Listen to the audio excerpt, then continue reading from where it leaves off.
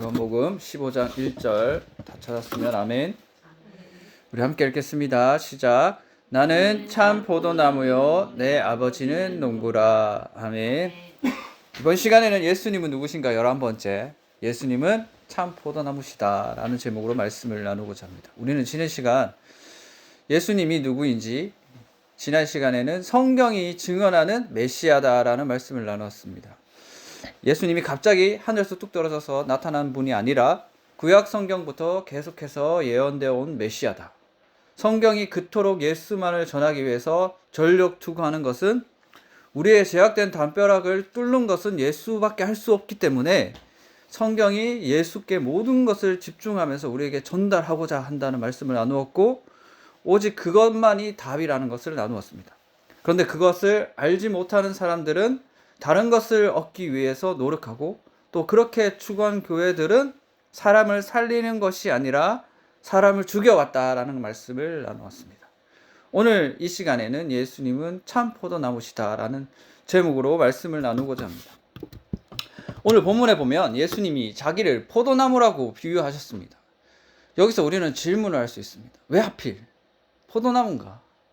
차라리 그 사람들이 나무 하면 제일 많이 갖고 나오는 게 뭔가 하면 사과나무입니다. 그런 말 들어봤죠? 세상이 망하더라도 나는 오늘 사과나무 한 그루를 심겠다. 누가 한 말일까요? 스피노자입니다. 정답. 스피노자가 한 말입니다. 이 말이 현대인들한테 매우 위로가 되는 말입니다. 왜냐하면 이 말이 무슨 뜻인가 하면, 절망적인 상황 속에서도 현재 내가 할 일을 해서 최선을 다하면 거기에 삶의 가치가 있고 또 귀한 그런 삶이 된다는 뜻이기 때문에, 내일을 모르더라도 오늘 하루를 열심히 살면 그 인생은 희망이 있다라는 위로를 받게 됩니다. 하지만 우리가 바로 알아야 할 게 있어요. 그게 뭔가 하면 종말이 이미 시작됐다는 겁니다. 하나님이 성경을 딱 우리에게 보여주시면서 종말은 이렇다라고 딱 정해놨어요. 세상 사람들은 믿지 않는데, 그건 예수님이 오셔서 하나님 나라를 전달했을 때부터 이미 종말이 시작된 거예요. 그래서 세상은 망해가고 있습니다. 그리고 이 망해가는 세상은 우리가 그 과거를 살펴보면, 과거의 역사를 살펴보면 그렇게 살아왔다는 것을 우리가 알 수가 있어요. 사람들이 그렇게 살아왔다는 거. 인간이 아무리 태어나고 죽고 새로운 사람들이 등장해서 새로운 역사를 펴도 기존의 사람들하고 똑같이 잘못을 하고 똑같이 그 잘못의 대가를 받아서 망했다는 것을 우리가 역사를 살펴보면 알 수가 있습니다. 그런 세상 속에서 마귀가 하는 일이 있어요. 그게 뭔가 하면 너희에게 희망이 있어. 사람들에게 하는 게, 너희에게 희망이 있어. 열심히 살면 세상을 바꿀 수 있어 라고 계속해서 착각하게 만듭니다. 그런데 앞서도 말씀드렸다시피 인간은 똑같은 패턴을 반복할 뿐입니다. 죄를 짓고 망하는. 우리가 일상에서 목적지를 잘못 찍은 내비게이션을 따라 운전한다고 생각해 보시기 바랍니다. 내가 내비게이션을 잘못 저장했어요. 저도 처음에 내비게이션을 켜고 그것을 보고 따라가는데도 길을 잊어먹는 경우가 많았습니다. 내비게이션이 10m 앞에서 좌회전 하라 그랬는데 10m도 안 갔는데 앞에 바로 있는 길에서 좌회전 하다가 이 길이 아니네, 돌아가야지, 막 이렇게 하는 경우도 있었어요. 자, 생각을 해보세요. 내가 내비게이션을 잘못 봤어요. 그래서 방향을 잘못 잡았어. 그 방향을 잘못 잡았는데 그 잘못된 방향으로 성실하게 갔어요. 그럼 어떻게 될까? 잘못 갔어요. 결국 성실함이 중요한 게, 잘못 간 거야. 정말 더 큰 그 미궁으로 빠뜨린 결과를 낳게 되죠. 그 인간 세계가 그랬다는 거예요. 인간 세상이 방향을 잘못 정해놓고 열심히 살면 돼, 그 열심만 가치 있게 여겼기 때문에 계속 그렇게 걸어가게 되는 거죠. 마귀가 하는 일이 그렇다는 거예요. 그걸 생각하면서 우리는 어떤 방향으로 나아가고 있는지 생각해 보는 게 정말 주의해야 할 일들이라는 거예요. 이런 생각들이 교회 안에서도 들어와서 똑같이 마귀가 교회 사람들에게도 그런 얘기를 합니다. 넌 열심히 교회 생활하면, 신앙생활 열심히 잘하면 결과를 낼 수 있을 거야. 결과를 낼 수 있을 거야. 그래서 우리 한국교회가 얼마나 많은 열심을 냈습니까? 새벽 기도도 열심히 나가고, 수요예배도 열심히 나가고, 금요예도 열심히 나가고, 일주일 내내 교회를 갔지 않습니까? TV에 제가 링크를 걸어 드렸지만 혹시 보신 분 있어요? 주 5일 교회 나가시는 주부가 나온 그런 프로그램이 있었는데, 남편이 와서 하는 얘기가 집 좀 깨끗하게 청소를 했으면 좋겠다. 남편이 한 달에 1,000만 원 벌어준대요. 근데 아내는 집에 안 있고 계속해서 교회만 가는 거예요. 그래서 저도 그렇게 생각했습니다. 그냥 바른 교회가 아니구나라는 생각을 했어요. 왜냐하면 하나님은 교회에 와서 그런 잘못된 열심을 하는 것보다는 교회 열심을 내라는 말이 열심히 내지 말라는 말이 아니에요. 방향이 중요하다는 거예요. 뭐가 중요한지 먼저 가치를 두고 지혜롭게 생각을 해서 열심을 내라는 거죠. 그분이 잘못했다는 건 뭔가 하면 가정이 먼저인데, 가정에도 하나의 교회로서 가정에서 지켜야 할 것들이 있어야지 교회에 나와서도 그게 바르게 연결이 된다는 거예요. 근데 잘못된 열심으로 나아가고 있었기 때문에 그렇게 가정이 망해가는 1등 공신이 되어버리고 말았다는 거죠. 마귀가 그렇다는 거예요. 열심을 내라. 자, 그 열심을 내는 거, 내가 열심을 내는 거, 내가 예수님을 아무것도 모른 채, 예수님도 모른 채, 말씀을 모른 채 열심을 내는 것을 좀 줄여서 한 단어로 얘기하면 뭐라고 얘기하는가 하면 인본주의라고 합니다. 인간 중심의 인본주의. 내가 뭘 할 수 있어. 인간이 뭘 할 수 있어 라고 세상이 제일 많이 얘기하는 거 아니에요? 인간이 뭘 할 수 있다. 그게 인본주의거든요. 그래서 지난 시간에 얘기했죠. 인본주의가 들어간 교회가 성장을 해서 힘을 갖게 되면 어떻게 했는가? 사람을 죽였다고. 사람을 살리는 게 아니고 사람을 죽였다. 한국 교회에서 가장 쉽게 일어나는 현상이 뭔가 하면 과거에 교회에서 정말 열심히 일하신 분들이 나이가 들어가지고 그걸 업적을 쌓아서 전쟁을 일으키는 거예요. 뭐 대다수 그렇다는 교회가 아니고. 근데 그런 경우가 많다는 거죠. 교회에 열심을 안 했던 분들 결국 그 뒤에 앉아가지고 자기는 뭐 과거에서도 그렇게 열심히 안 했으니까 목소리 낼 생각도 하지 않고, 물론 교회 관심이 적었을 수도 있는데, 우리가 교회마다 여러 케이스가 있어요. 그러나 제가 경험한 교회는 대다수 싸움을 일으키는 분들은 교회에서 열심을 내셨던 분들이 싸움을 많이 일으켰다는 거. 왜? 나는 이만큼 했으니까 말할 자격이 있어 라고 얘기를 하는 거예요. 근데 그게 잘못된 결과를 낳아왔다는 거죠. 교회를 살리는 게 아니라 교회를 죽이는 결과를 낳아왔다. 이런 인간 중심의 결과를 우리는 성경 안에서 찾아봐야 한다는 거죠. 성경 안에서. 그래서 보면 구약 성경에서도 그런 잘못된 패턴이 계속해서 나오고 있어요. 그리고 그 패턴 속에서 하나님이 어떤 생각을 가지고 있었는지. 자, 그리고 처음으로 다시 돌아와서, 잘 들으세요. 처음으로 다시 돌아와서 질문해 봅시다.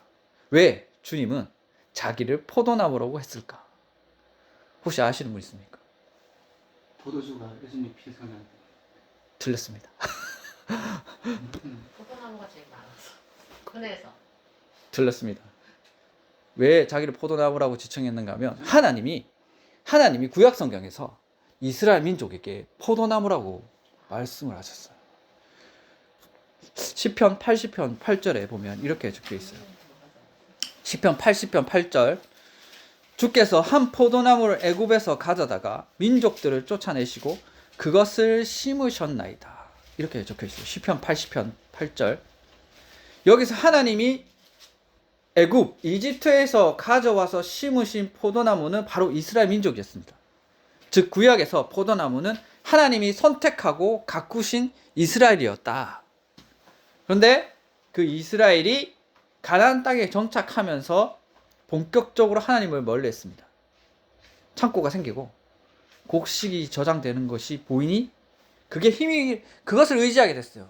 욕심을 내게 했단 말이에요. 물론 유목민 생활, 그러니까 광야 생활을 하면서도 죄를 지었지만 가나안 땅에 들어가서 더 많은 죄를 지었어요. 정착하게 되면서 쌓이는 게 보이니까, 저장하고 쌓이는 게 보이니까 더 많은 죄를 지었어요. 바알 신을 숭배하고, 그다음에 그 재물을 달라고 우상 숭배를 하고 이방 종교로 들어와서 하나님이 하지 말라는 온갖 것을 했죠. 그래서 하나님이 탄식한 적이 있어요. 하나님이 정중한 어조로 이스라엘 민족을 욕한 적이 있어요. 짐승만도 못하는 것들 하면서. 그게 어디 나오는가 하면 이사야서 1장 3절에 보면 이렇게 말씀하십니다. 소도 임자를 알고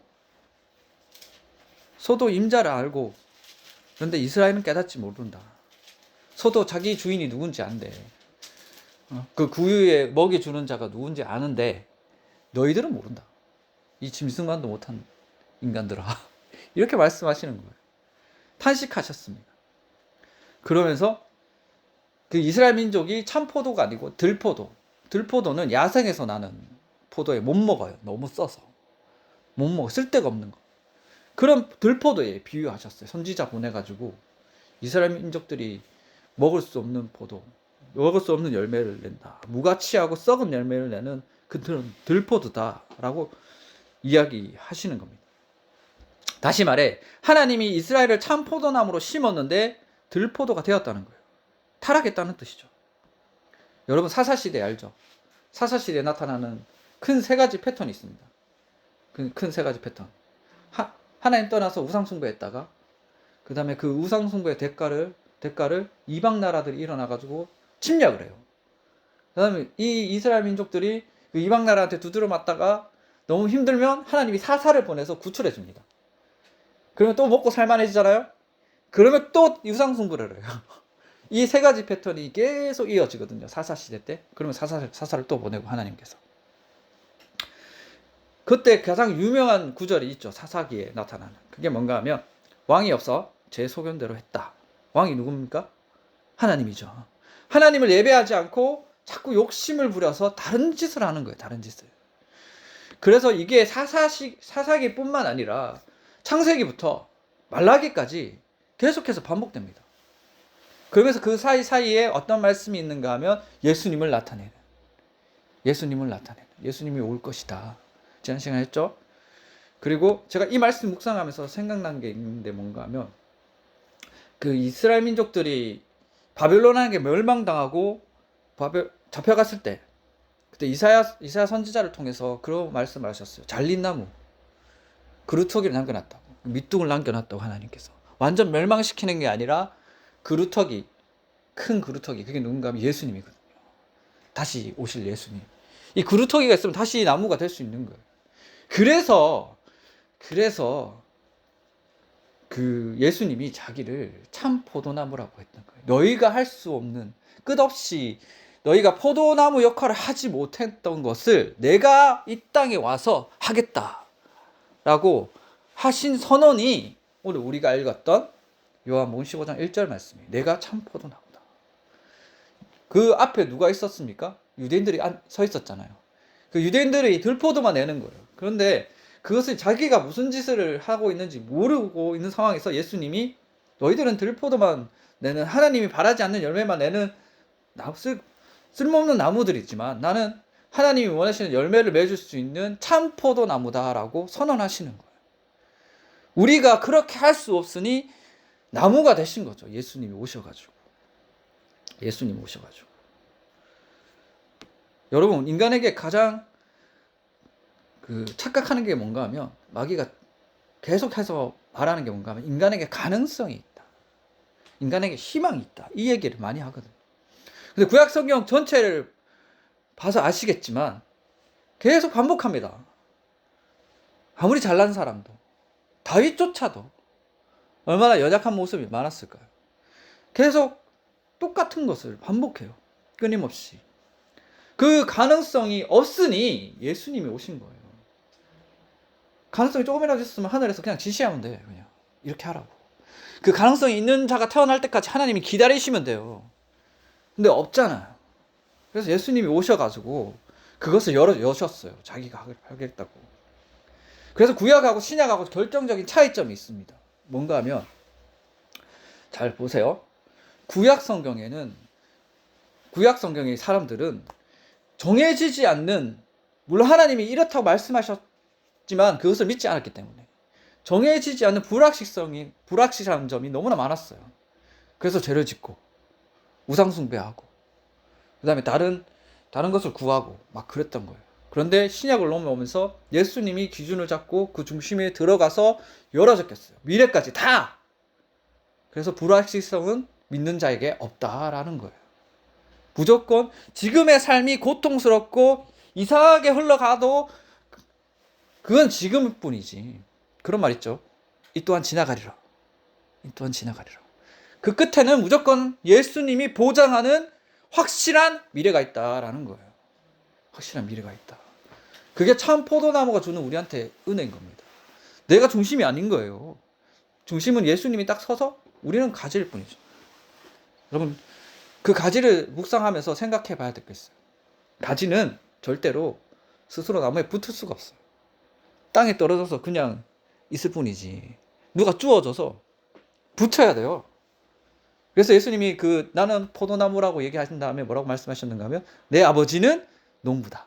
아버지가 들어서 붙여주는 겁니다. 예수한테 붙여주는 거죠.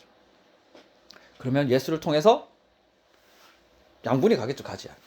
예수. 그게 우리 구원받는 성도들의 삶인 거죠. 구원받는 성도들.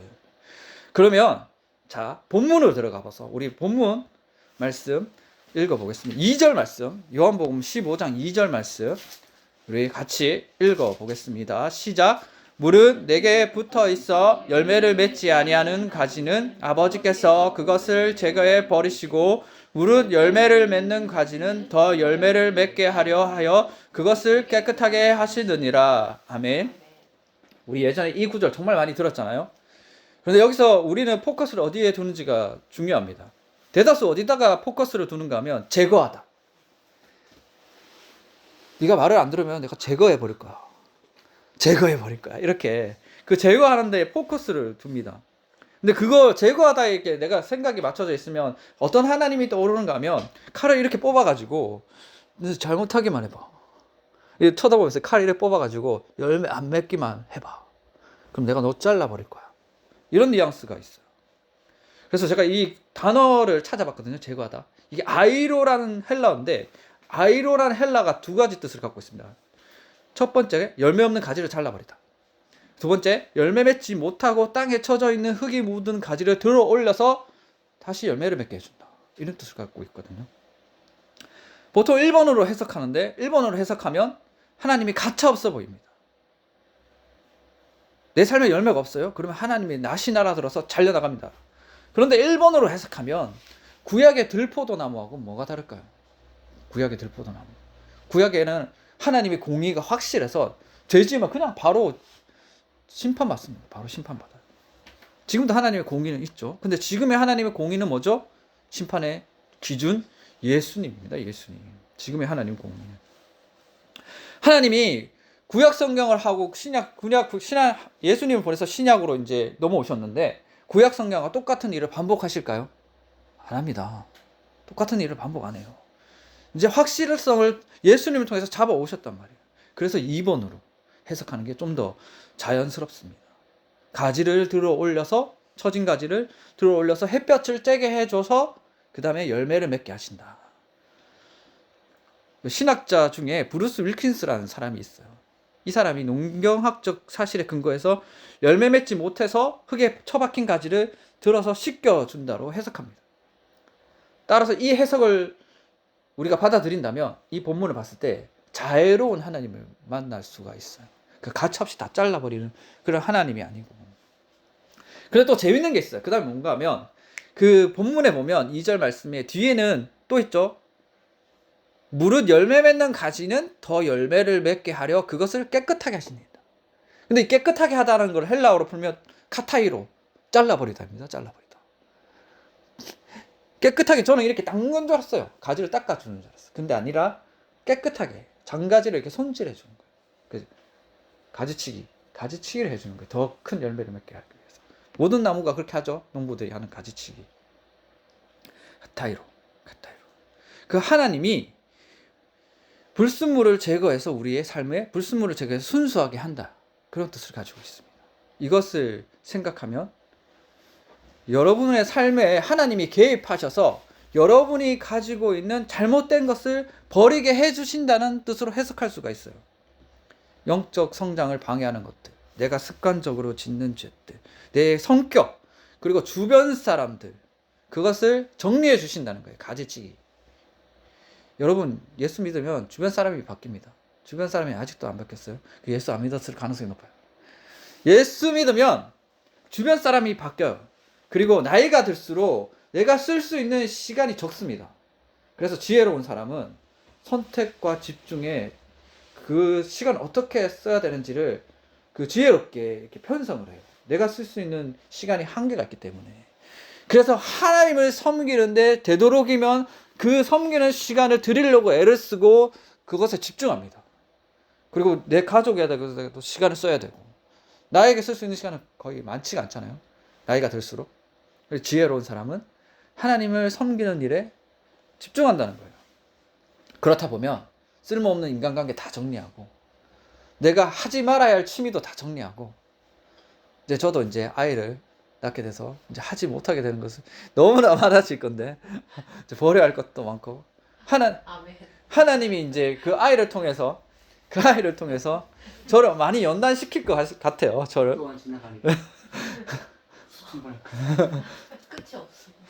지나가지 않아. 여러분들 아시겠지만 아이를 키우다 보면, 저 이제 아이를 키워야 해서 많이 그 아이를 키우신 분들이 그 영상을 보거든요.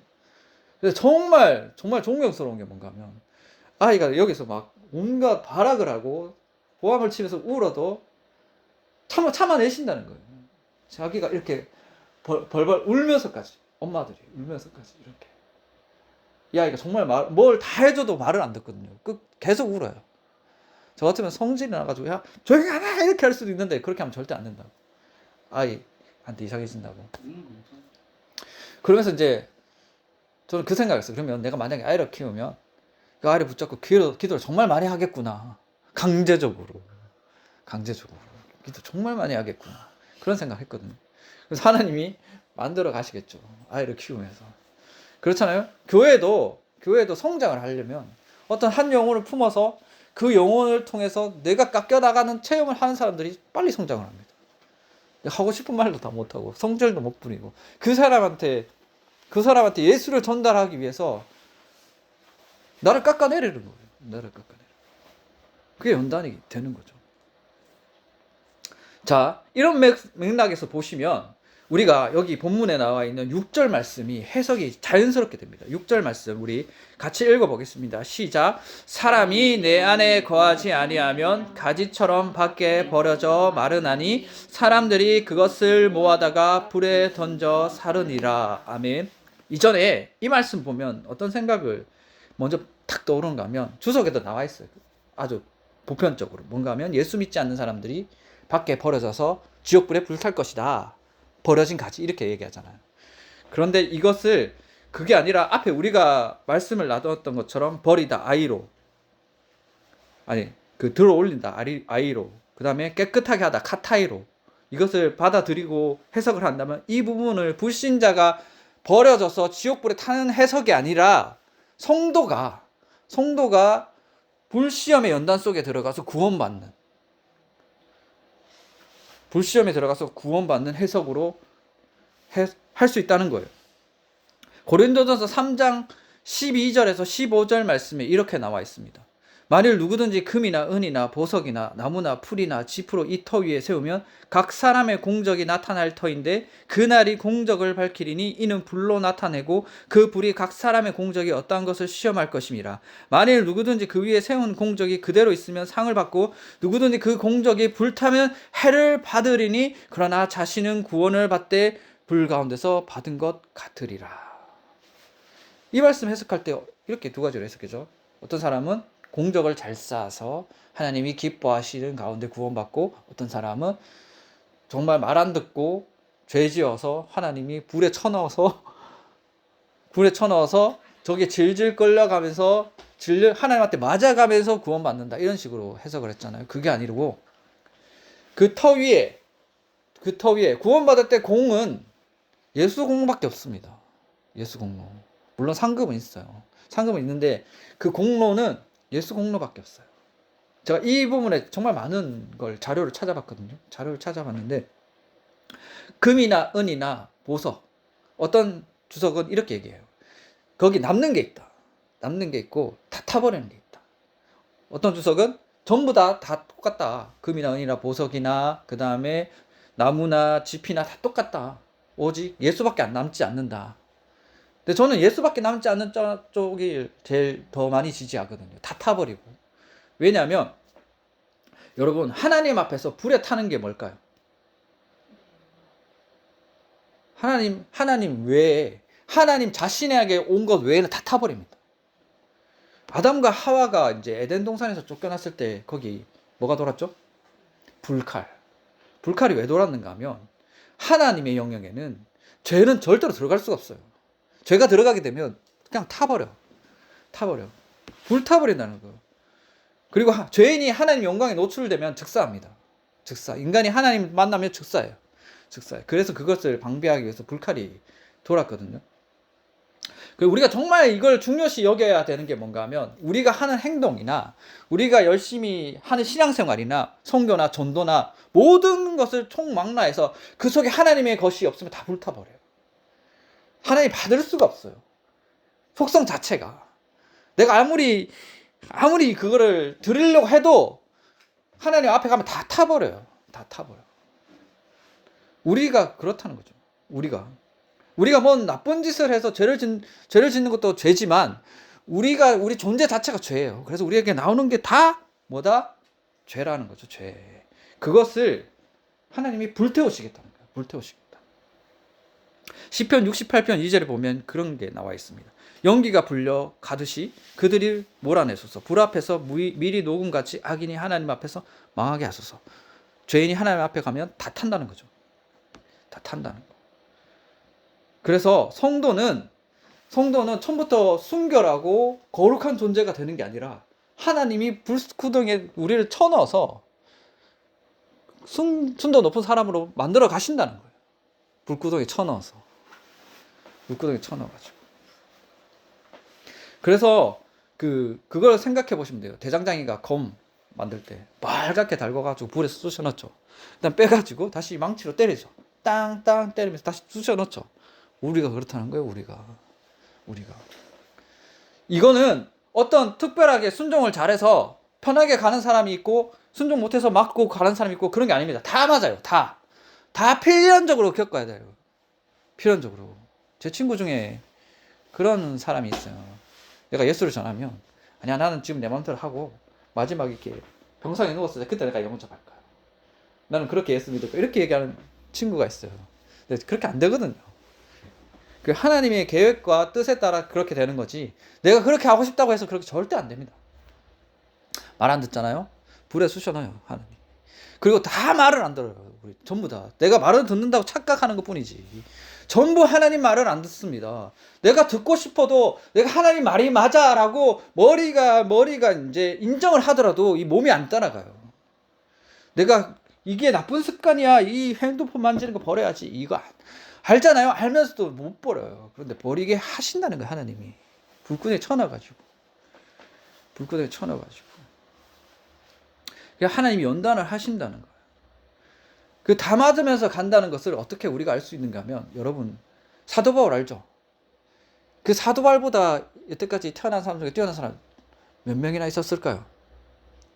거의 없었을 거예요. 그런데 바울이 자기를 소개할 때 얘기했죠. 나는 40에 가면 한 대 가만매를 맞았고 일주일 동안 바보다리 표혈하러 다녔고 죽을 병에 몇 번이나 걸렸었고 독사에게 물리고 감옥에 갇히고 두드려 맞고 배신당하고 쫓겨나고 그랬다고.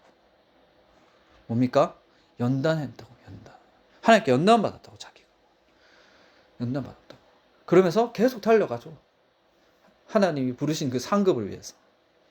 그게 순도 높은 거룩한 사람으로 빚어져 간다는 그런 고백인 거예요.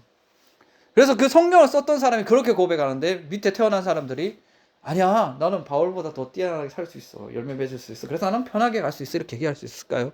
절대 없습니다. 하나님 다 쳐넣는 거예요. 그리고 꺼내실 때 거룩한 사람으로 연단하게 하신다는 거죠. 그게 말라기 3장 2절에 나와 있습니다. 말라기 3장 2절에서 뭐라고 말씀하시는가 하면 그가 임재하시는 날을 누가 능히 당하며 그가 나타나는 때에 누가 능히 서리오. 그는 금을 연단하는 자의 불과 표백하는 자의 잿물과 같을 것이다. 금을 연단하며 순도 높은 금이 나오죠. 그 다음에 표백하는 잿물이면 깨끗하게 하신다는 거예요. 깨끗하게. 이미 예견된 일이었습니다. 내가 너희를 연단할 것이다. 그리고 깨끗하게 할 것이다. 우리네 삶 속에 얼마나 많은 것들이 불에 타야 하는지 우리는 모릅니다. 아니 모를 정도로 그렇게 많다는 거예요. 그래서 우리는 그것을 잘 생각해 봐야 하는 겁니다. 우리가 연단하는 가장 쉬운 예로 뭔가 하면 교회에서 신앙생활 할 때 다른 사람하고 부딪힐 때 그게 최고의 많이 찾아오는 연단입니다. 예를 들어서 어떤 집사님이 사례예요. 잘 들으세요. 이 집사님은 자신이 공들여 준비한 사역이 다른 사람한테 비판을 받았어요. 그래서 이 사역을 하면서도 열매를 많이 맺었거든요. 근데 아무도 알아주지 않는 거예요. 그 열매를. 마음속에 분노하고 서운함이 치밀어 올라요. 교회 안에서 제일 무서운 마귀가 섭섭마귀라고 하죠.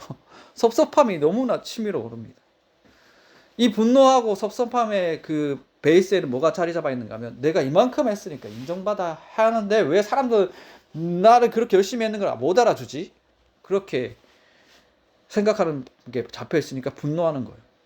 그래서 타기 시작합니다. 근데 이 사람이 그냥 열심을 낸 게 아니라 방향을 잘 잡고 열심을 냈기 때문에 화가 나는 상황 속에서 예수님이 보여서 예수님 붙잡고 기도합니다. 그러면 예수님이 성령을 통해서 가르쳐 주는 게 있어요. 그게 뭔가 하면 예수님이 어떤 분이시고 예수님이 너한테 어떤 일을 하셨는가를 다시 한번 가르쳐 줍니다. 그러면 내가 그 앞에서 굴복하게 돼 있어요. 그게 연단, 내가 무너지고 불에 타는 과정인 거예요. 내 마음에 불길이 일어나가지고 나는 저 사람한테 할 말을 다 하고 싶고 싸우고 싶고 네가 나한테 어떻게 이렇게 얘기할 수 있어? 네가 나한테 어떻게 이렇게 대할 수 있어? 라고 하고 싶은데 거기 예수님 서 있으면 못하는 거예요. 그 과정에서 이 사람은 울면서 기도하는 거예요. 화가 나지만 부르르 떨면서.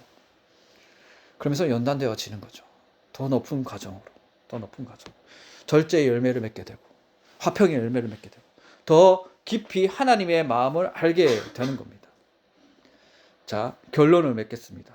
사랑하는 성도 여러분, 오늘 우리는 참 포도나무신 예수님과 그 가지된 우리의 관계를 살펴봤습니다. 우리는 예수님 아니었다면 진작에 버려질 들포도와 같은 존재였습니다. 그런 우리를 주님이 포기하지 아니하시고 찾아와서 접붙여 주셨습니다. 때로는 고난의 불로 우리를 연단하시고 아픈 가지치기를 하신 이유는 오직 하나입니다. 우리를 가장 아름답고 풍성한 열매를 맺는 존재로 만들겠다라는 하나님의 의지가 우리 앞에 있기 때문에 그렇습니다. 이제 우리는 이 말씀 앞에서 세 가지를 결단해야 합니다. 첫째, 가지의 본분을 잊지 말아야 합니다. 우리가 해야 할 일, 유일하고도 가장 중요한 일이 뭔가 하면 나무이신 예수님께 딱 붙어 있는 겁니다. 가지가 할 일은 스스로 열매 맺으려고 애쓰는 게 아니고 뿌리로부터 올라오는 그 진해를 온전히 받아들여서 그것을 통해 열매를 맺는 겁니다. 내 힘과 내 열심으로 무언가를 증명하려고 하는 게 아니고 매일 기도와 말씀 안에서 주님과 깊이 연결되는 그런 관계를 더 중요시하는 겁니다. 우리가 뭘 하는 것보다는 어디에 있는지가 중요합니다. 우리가 주님 마음속에 있어야 된다. 그게 먼저 돼야 된다는 거예요. 주님 마음속에. 둘째, 가지치기의 통증을 감사로 받아들여야 합니다. 살다 보면 소중한 것이 잘려나가고 내가 이렇게 쌓아왔던 일이 박살나고 안 되는 결과가 나타날 수가 있어요. 그런 아픔이 찾아올 수가 있어요. 하지만 그건 농부 대신 하나님이 우리에게 더 좋은 열매를 맺게 하기 위한 가지치기의 과정일 수가 있어요. 그리고 그건 사랑의 손길입니다. 나를 징계하고 나를 미워해서 그렇게 하시는 게 아니라 나를 더 풍성한 열매를 맺게 하기 위한 가지로 만들기 위한 하나님의 사랑이 거기에 담겨 있다는 거예요. 그래서 그걸 믿고 그 환경 속에서 괴롭지만 불평하고 원망하기보다는 주님 내 안에 불편한 것들이 깎여나가고 오직 주님만 남게 하옵소서라는 고백을 하면서 하나님께 감사하는 거예요. 그런 성도가 돼야 된다는 거예요. 셋째, 나를 믿는 교만을 버리고 주님의 전적인 능력을 신뢰해야 합니다. 내 인생의 내비게이션을 주님께 맡기십시오. 불확실한 미래 앞에서 불안하기보다는 나를 가장 선한 길로 인도하시고 기어코 당신이 원하는 작품으로 만드실 하나님의 열심을 믿으십시오. 성도는 스스로 빛나는 존재가 아니라 참 포도나무이신 예수의 생명이 흘러넘쳐 그 빛을 투영하는 존재입니다.